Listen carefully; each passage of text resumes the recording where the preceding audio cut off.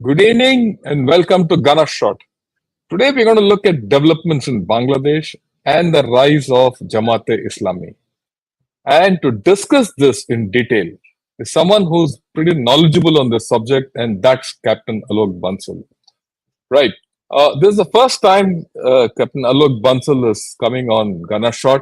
So I must tell all of you who are, watching this broadcast that he is the director of the India Foundation, which is a reputed think tank in Delhi. And he's found time, I don't know how he's found time to come on Ghana Shot and discuss everything with us. And before this, he was in MPIDSA, he was in clause and all that. But even more significantly, he was an instructor in the Defense Services Staff College, right? So that speaks very highly of him. The moment you are a DS at the staff college, you are at a different pedestal. So, and from that pedestal, he is now director of India Foundation for the past uh, 10 years. He's written extensively, and he's authored a book on Balochistan also, which we'll talk about it sometime later, maybe a little down the line, because Pakistan is also on fire. Right. But today we'll talk about Bangladesh. So, to give you a background, I've had 4 5 interactions with various people on Bangladesh, and as time goes, you will see a lot of interaction coming. But as we all know, Bangladesh went through this monsoon revolution. Whether it is internal or external, we don't know. I mean, the things are there, but let's see what the verdict is as we go down the line. But the internal situation, just today, just before I came to the show, I was reading the Dhaka Tribune and the Daily Star, the two leading newspapers of Bangladesh. There's trouble in the Chittagong hill tracts where a couple of tribals have been killed and there's some firing and all that going on there. Uh, there are op-eds indicating that mob justice is going on. So things are not all that well and not stable. This is the background with which I'll leave you, and I'll let you flow, and then we'll take it up from where we are. So you're going to talk about the recent developments and the rise of Jamaat-e-Islami, which is the more interesting part for all of us. Over to you, sir. Sir, as you know, what happened in Bangladesh is well known, and in fact, coming after what happened in Sri Lanka, this was actually a repetition of where a regime was toppled purely by popular, so-called popular revolt. Now, what were the reasons we need to understand and analyze before we actually go to why Jamaat has risen and what it is?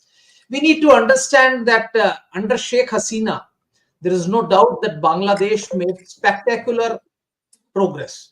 Actually, their per capita income rose exponentially, their human development index surpassed that of India, and most significantly, their birth rate dropped to an abysmally low figures, better than India, in fact, one of the best in Islamic world, which was all creditable because Bangladesh appeared as the second largest exporter of apparels after China.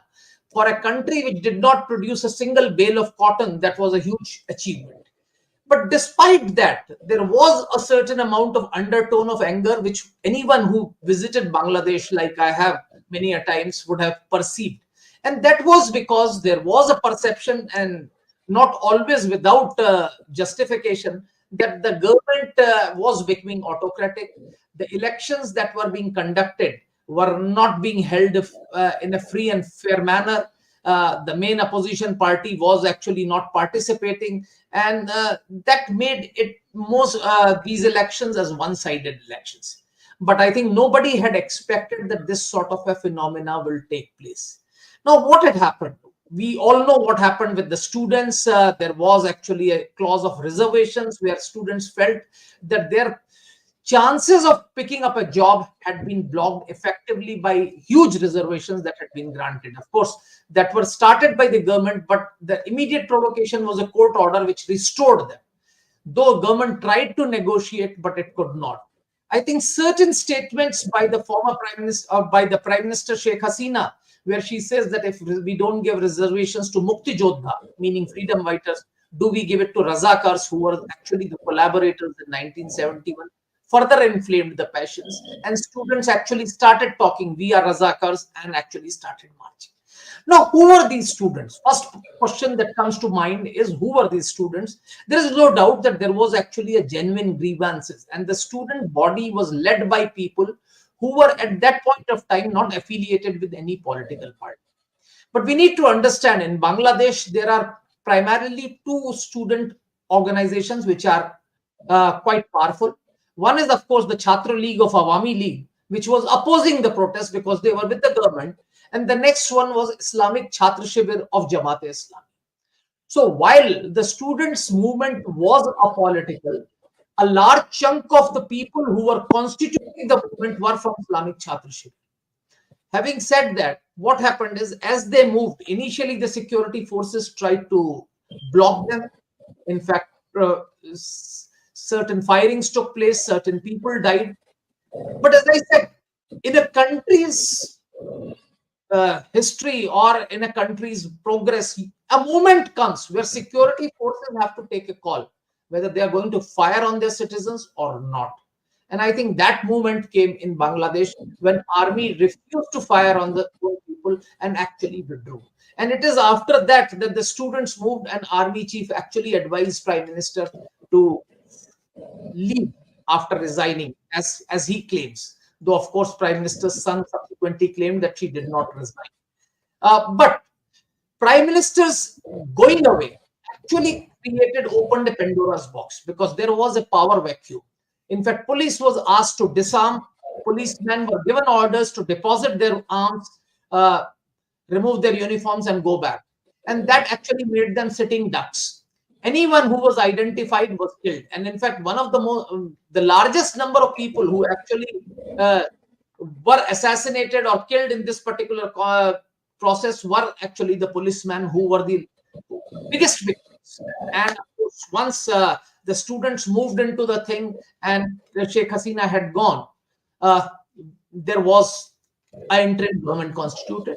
There is no doubt that the interim government list was framed in US Embassy in Dhaka. Barring two individuals, virtually everyone was Western oriented, supported by the West and the US approved candidate, including the so-called interim advisor or chief advisor, Mohammed Yunus. So this being the case, when Sheikh Hasina went, there were actually three forces which were jostling for power or jostling for space. One was army, which was confined to the cantonments, was not venturing out, and was the weakest of the three at that point of time. The other was the students, who were at that point of time on ascendance and were the most powerful, and they, as a result, managed to fill the interim administration with most of their nominees. And the third was the BNP, or the Bangladesh Nationalist Party, the main opposition party, which felt that now with Awami League gone, they should be the rightful rulers of Bangladesh. Now, they actually wanted to. But the problem with BNP has always been that, unlike Awami League, BNP has never had committed cadres. And since it did not have committed cadres, they have invariably banged on Jammat cadres to sustain their political progress. And as a result, initially when BNP came, they were banking on Jammat. But what has happened is, with the passage of time, now the interim administration wants to continue in power. The students also want that. They want the interim administration to remain in 3 years. Some people are saying they should remain for 6 years, clean the system completely, and only then should they go for any elections or anything. On the other hand, the BNP, which feels that if there is an election today, they'll come to power, are keen that there should be elections. If you go by the popular sentiment, I think popular sentiment at this point of time is against the elections. If there was a referendum to be held today, that should there be an election right now, or should the interim government continue, in my mind, a referendum will go in favor of the fact that the interim government should continue. However, should an election take place today, on the basis as it used to happen earlier, BNP is bound to come to power. Now, what has happened is this has created a problem. Now, Jamaat, which was actually under the shadows because it had been delegitimized, has come out. And Jamaat always had presence in various organs of the state. Many of them were just masquerading as normal people, but they were Jamaat activists, and they are now all coming out in the open. So Jamaat has also realized that if an election takes place immediately, they have nothing much to gain because they are disorganized, they were delegitimized, they will not win as many seats. So there is now a fissure between Jamaat and BNP. So because Jamaat also feels that interim administration is packed with a lot of Jamaat sympathizers, and that helps them to actually gain ascendance. That is what's happening at the moment. At the moment, the students are controlling it. Jamaat is gaining ground. The bureaucracy, the organs of the government have all been dominated by Jamaat. As you know, the chief of army staff, his next likely successor is going to be the son of former Jamaat chief, Ghulam Azam. So Jamaat has its tentacles in different organs of the state and is powerful, and it's coming. In the initial phase, when data was captured, there were a lot of attacks against minorities. And that was primarily because most of the minorities were supporters of Awami League. And secondly, because there was a void, because the police had actually been defanged or disarmed. Minorities were easy target and easy picking. They were also fairly well off. And consequently, you saw there were a lot of attacks on minorities, their properties were looted, etc. But if you see in terms of overall casualties, the number of minorities is lower than their percentage in the overall population. But in terms of lootings and attacks on their properties, probably it will be larger. So that was the situation. But I think after the initial few days when Jamaat realized that this was giving them a bad name, they actually came out and said that we will be defending at least the places of worship, etc., which was done for a few days and now continues. Situations seem to have improved, but as I said, as Jamaat or as the interim administration continues, there is bound to be problem because disenchantment of the people with the Jamaat would start because obviously there's going to be economic crisis, there's going to be a problem, and people will start rising against Jamaat and its acolytes. And that we have already started seeing because Sheikh Hasina has already started trying to reorganize Awami League and get them to now come out because we need to understand that in Bangladesh there is always a dedicated cadre of Awami League is around 20 to 30% of the population which is supportive of Awami League. They are of course at this point of time in disarray because of the leader having gone away. I think now they are trying to do that. How well they will be able to do is difficult to say. But longer the interim administration continues, more it will be better for Awami League because they'll be able to redeem themselves and come back as a force to reckon with. And that's why many in the interim administration and BNP are bent upon delegitimizing Awami League. They want Awami League to be delegitimized so that it does not elections. Now, the strange irony is that Jamaat, which had supported Pakistan and was against the liberation movement of Bangladesh, today has emerged as a very, very powerful force. But let me make it very clear, as of now, they have tentacles in every organs of the state, but they are not all powerful at this moment. The interim administration still is primarily, though of course there are many Jamaat sympathizers in it, is primarily apolitical. There are of course 2 army nominees and student at the apex level are not totally with Jamaat. Having said that, we need to understand that this opportunity has allowed pro-Pakistan anti-liberation movement people who were always with Jamaat to come out. We recently saw that Jinnah's death anniversary was celebrated, which had never happened in Bangladesh since 71. Now, this shows that anti-liberation forces, which had been on the back foot for a long time, are now coming out.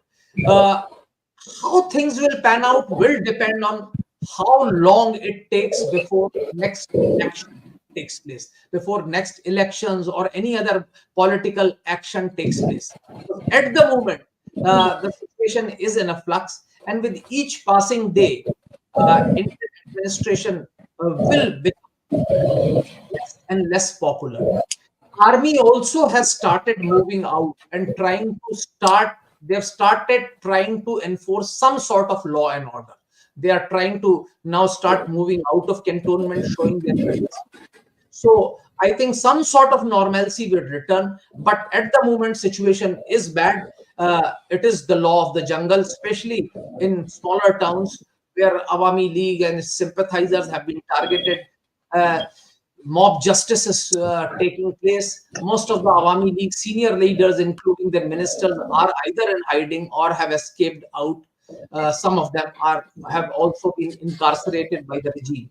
So that is the situation as it exists, and it has its own implications, because if the present trend continues and Jamaat keeps gaining ground, then Bangladesh could emerge as a citadel for radical forces, which would provide a safe haven for these forces to target the entire region.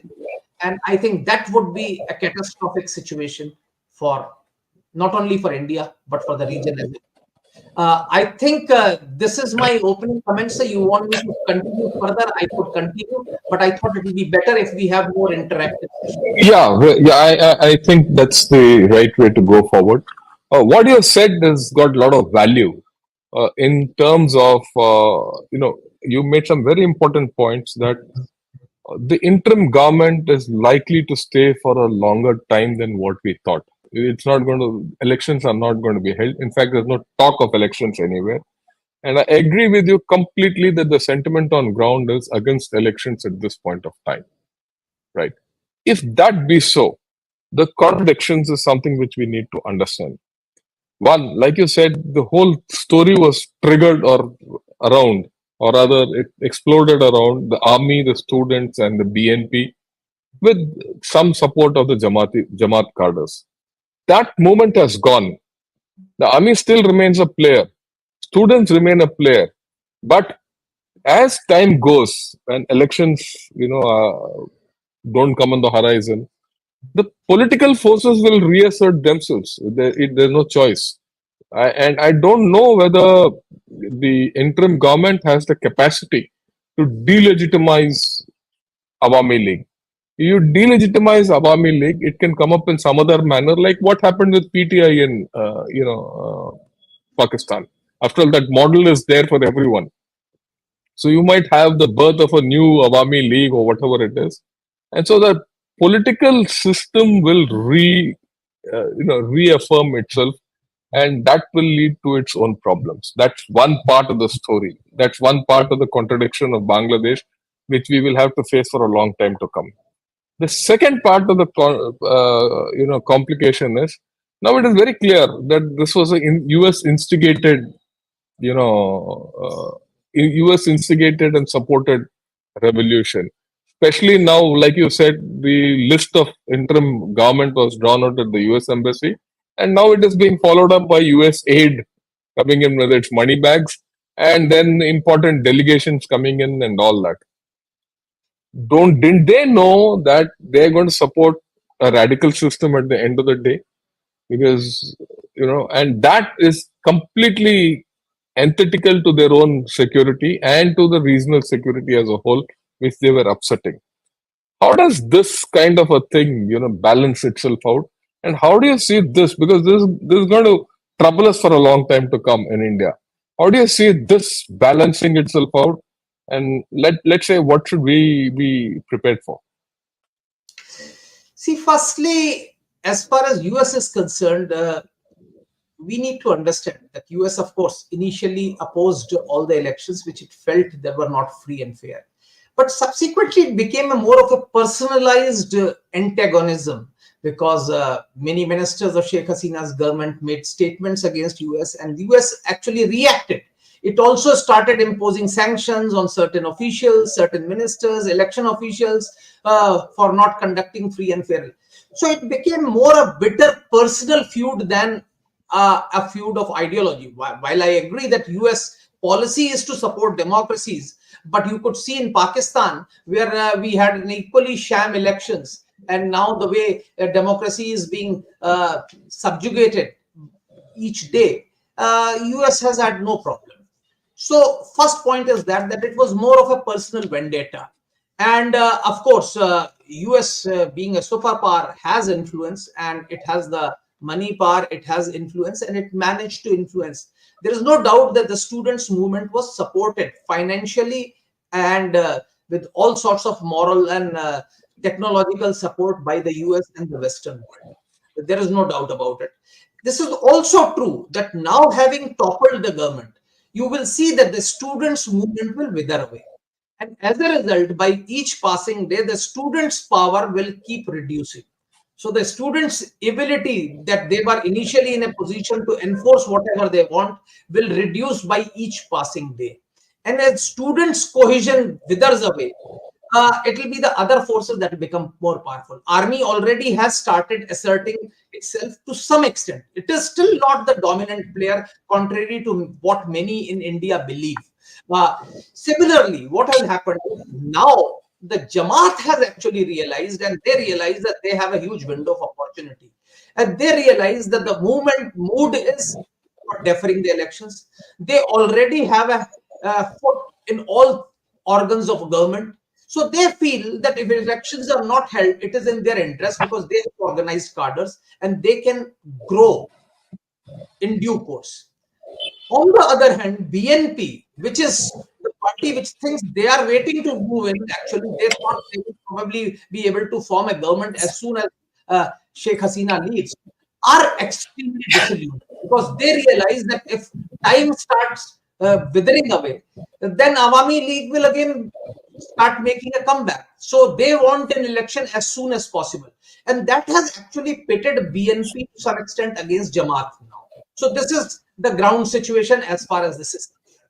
Now, the US, we have seen in the past also, has taken a lot of short-term measures very often.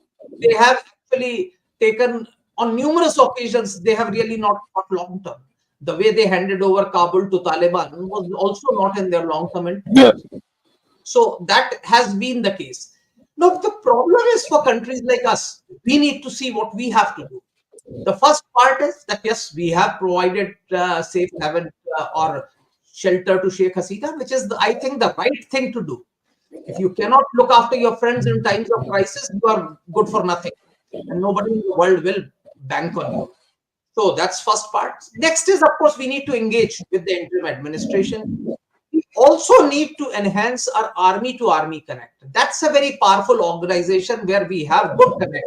We have large number of senior army officers who are known to us, and we should further this connectivity with them. And this is what is very, very important to my mind, and that should continue and keep.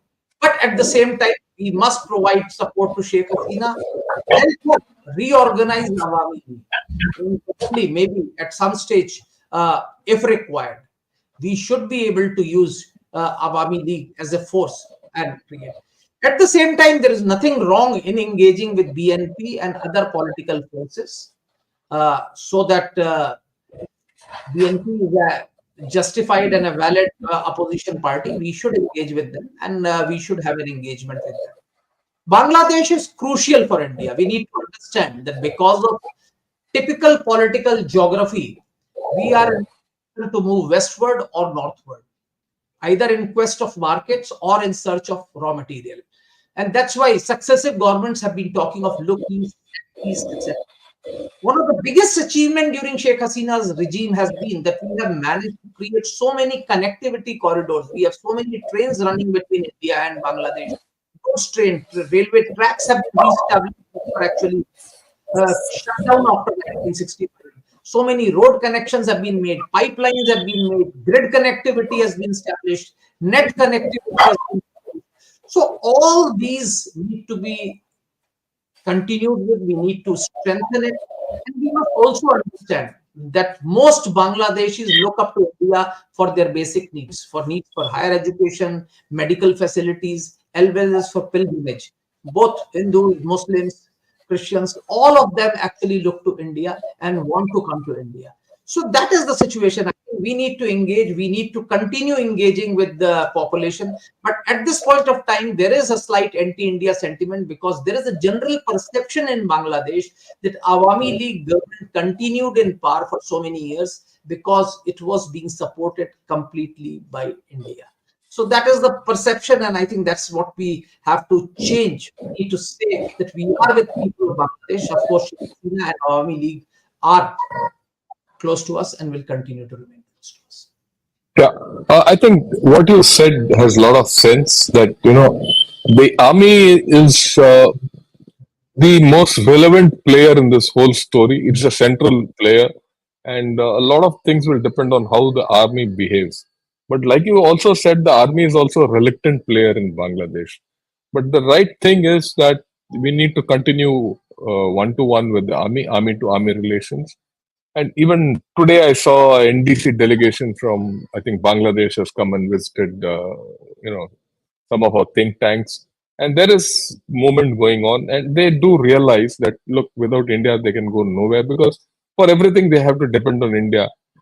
They need water, which is again, the issues are from India.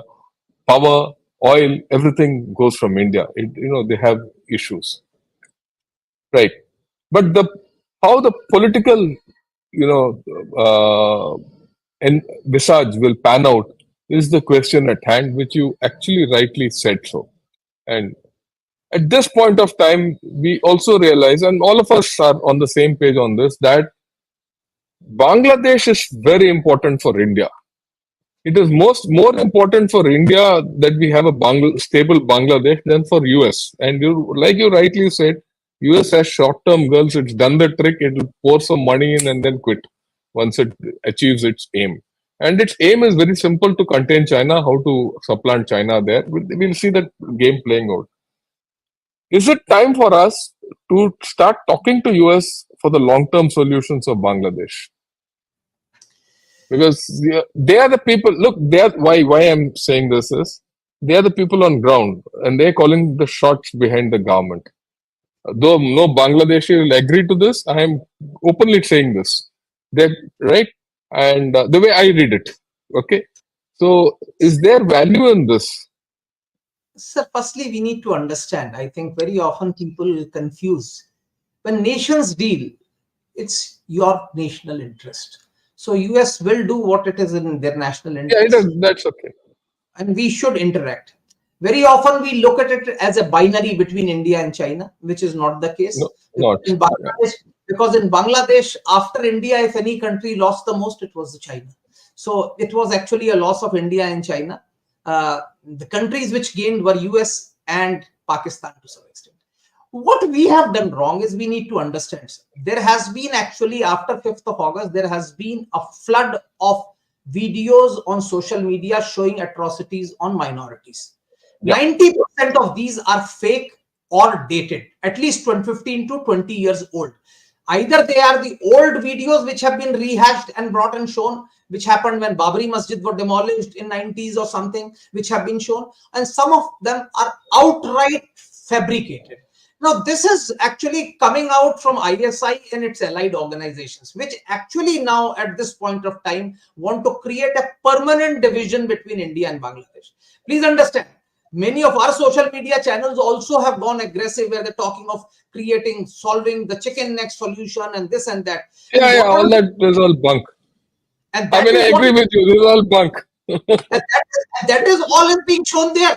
So that is done to create division, and I think that is what we need to understand, and we need to appreciate that there's nothing like this. Bangladesh is not Pakistan and can never become Pakistan. That fact we need to understand. So that being so, we need to reach out to the population. We have enormous leverage. We need to counter this propaganda that we were deliberately trying to foist a government over them. We were supporting whoever was in government, and we are with the people of Bangladesh. And we need to engage with the interim administration, because please understand, interim administration may be pro-US, but is certainly not anti-India. At least Mr. Muhammad Yunus. There may be elements within the organizations which may have anti-India biases, which there are some people. But when you talk of army, we need to be very careful. Bangladesh army is not Pakistan army. It Yeah, is not. It is not Indian army either. Please yeah, understand. I agree with you. Between I agree with 75 you completely.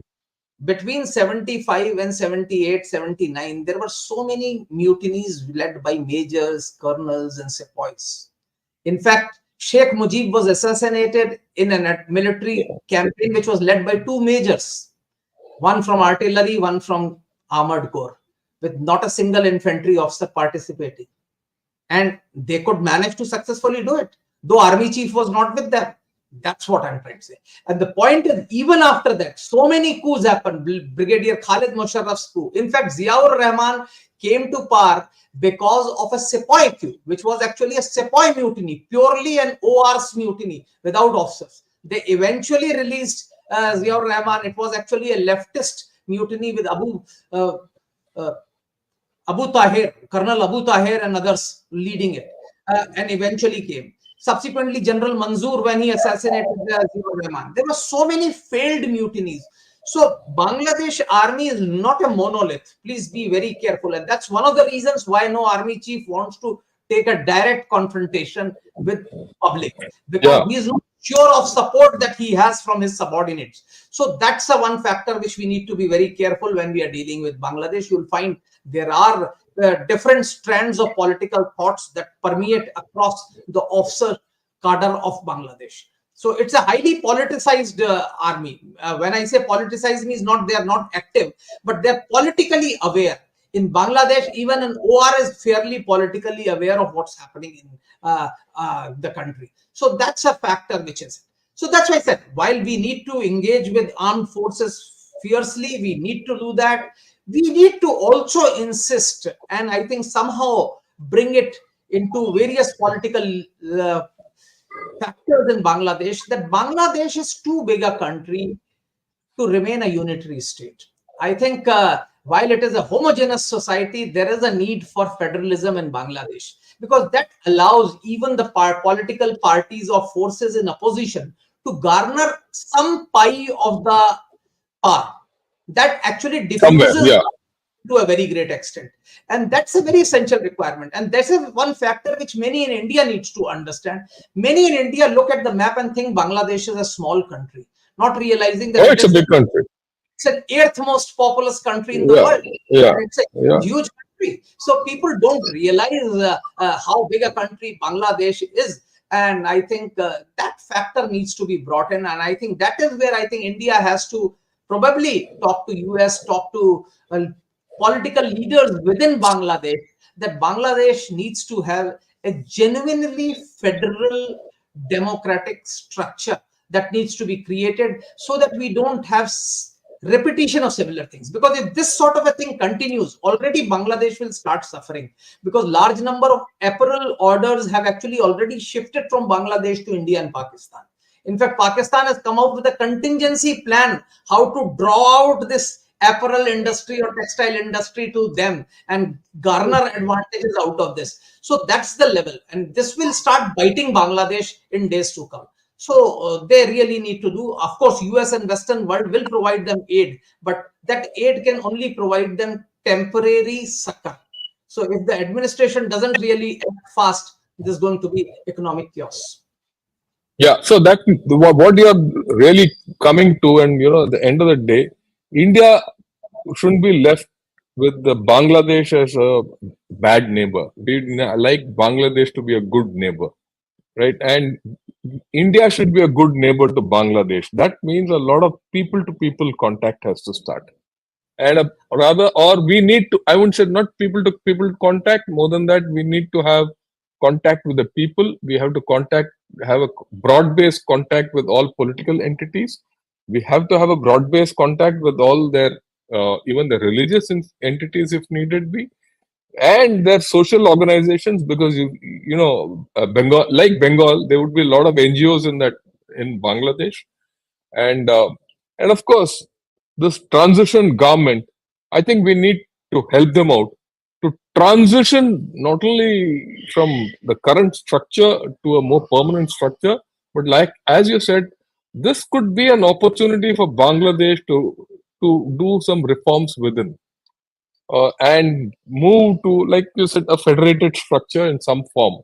Because a unitary government of that this kind of with 200 million people is not the best way to go about doing things, right? And as their history suggests, otherwise there is a good danger, like you said, that this whole thing degenerating into one another episode in their violent history. After all, their whole history has been violent. In fact, 2 3 years back also they had a mutiny, if you remember, of the Bangladesh rifles. And so this is a repetitive kind of an affair. Now, you said that China is the one which has lost out next after India, and to that extent, something good has happened for from an Indian viewpoint, right? How do we keep it there? How do we ensure? Because I'll tell you why. Why the dichotomy about China? A lot of editorials suggest that the move Bangladesh should turn towards China. That is why I'm asking this question. See, sir, let's be very clear. I'm not one of those who believes that there are binaries, India versus China. Yeah, it's not binary, but we have a problem. And firstly, we need to understand, for Bangladesh, China can never be a substitute for India. It can only be an addition. If people from Bangladesh have to come for medical treatment, etc., the first choice obviously will be India, for historical reasons, for cultural reasons, etc. So when you talk of people to people connect, there is no doubt that people from Bangladesh do come to India. Most of them who are relatively better off do come to India. At least they must have come many a times to India for various issues. Having said that, one of the flaws that we have had is that we have a tendency of blocking. We get into a shelter mode. As it happened in Afghanistan, we didn't want to allow anybody to come to our territory when Afghanistan government crumbled. The people who were with us for decades were not granted visas. Again, when Bangladesh, the government regime fell, we went into this overdrive. We did not allow many people to come, which to my mind is not the right approach. I think we should stand by those who have stood by us. They will all go back, and they have gone back many a times. That's not the thing. As far as China is concerned, I think you cannot completely wish away China because they have the deep pockets at this point of time. But we must remember, the Chinese society doesn't believe in giving. They only give loans. So loans actually put countries into debt traps. So wherever China has gone, it has not really created a favorable state. Even in Pakistan, the ordinary citizens are targeting Chinese people. Many African countries, there are protests against China. So that would continue to happen. And I think the more we react, anything that China does, there is, I think, sometimes an overreaction in India, which actually makes people in Bangladesh feel that no, if India is reacting, there must be some vested interest of India why it doesn't want China in. So that's a problem. I think we should not overtly get connected. The geography is such that for Bangladesh, China can never be a substitute for India. yeah, I think you have said it, and you said a very important sentence. China cannot be a substitute for India. If I add to it, there's no other country which can be a substitute for India in Bangladesh. Right? Even US is a completely extra regional power. Pakistan is, and as like you rightly said, uh, Pakistan is looking at its own interests, and its own interests are how to put India back. It has no love loss for Bangladeshis. Right? On that, we should have no doubt. So here comes the question. See, we've had a bad time initially with Afghanistan, but now we are onto a good wicket with Taliban to the extent feasible. You look at Maldives, things are turning around. Just today, we've sanctioned them 50 million. We bought their treasury bonds worth 50 millions, and it's almost a sop we're giving them. And this is the second time we are doing. And already people are talking of a turnaround in Maldives. Sri Lanka, after whatever has gone through there, now it's going in for elections. We've covered our basis with all the parties there. After tomorrow, it's going in for elections. We've covered our basis with all the parties there, and all the parties today. I did a program with Ambassador Gurjeet Singh on Sri Lanka, and the reaction I got from Sri Lanka was very, very positive. Right. So taking this into the background, is there a case for us to use these models and replicate them sensibly with on a case-to-case basis with Bangladesh? Let's come to all these issues, sir, what you have said, and since I've dealt with all these countries, and I'm one of those few who have traveled to every single neighboring country of India. So, starting with Afghanistan, we have a reasonably decent equation with Afghanistan, but let me be very emphatic. I have very clear ideas. The Taliban's continued presence is not in our long-term interest. It may be a tactical gain for us in short term or something. Taliban is certainly not in our long-term interest. At the moment, yes, they are going to create problems for Pakistan. So many in India feel happy that it is going to create a problem. Maldives had no other option. It had to turn, and it is turning.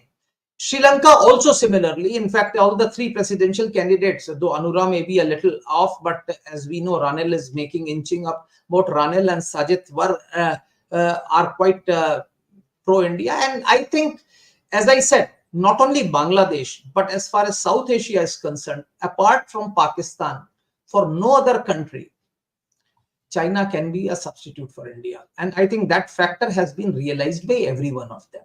What we need to do is that we need to have greater connectivity and greater people to people connect with all these countries, because eventually we need to go for South Asian preferential trade agreement, which should lead to South Asian free trade agreement, and which should eventually lead to South Asian economic union, leading to South Asian union.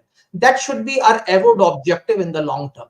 And I think what we have done is right, and I think we will prevail as far as Bangladesh is concerned. I think with the passage of time, public memory is short, and you'll see with slowly and slowly, as people have started coming back from Bangladesh, we have started opening up on visas, people are coming for medical treatment, etc. You will find things will start improving again. I know Indian businessmen who had come from Bangladesh after the turbulence have already gone back, and they have started pursuing their business interests and commerce, etc. So things are improving, and that's a right model. The right model is to focus on trade, connectivity, and people to people connect. Like under Sheikh Hasina's government, at least I think 7 to 8 railway lines are now running between India and Bangladesh. We have inland waterways, we have road connections, and so many connectivity projects are there. So much of trade is actually taking place between the two countries. Similarly, I think with Sri Lanka, we need to go for a bridge, which has been a long-standing demand, rather than going for a stupid Setu Samudram canal, which is neither good for man or beast. No, anyone, yeah. We should have actually. We should have gone for a bridge. We should have gone for a bridge. I agree with you. And that's, I think, what is required. So we are on the right track. I think the present government had taken the biggest initiative was in 2014 when Prime Minister Modi invited all the regional heads for his swearing-in ceremony, thereby showing that we want good relations with neighbors. At the same time, showing to the world that this is our area, this is our domain of influence. Better keep out. It's our Pax Britannica. That's what I think, we want to yeah. I think we did.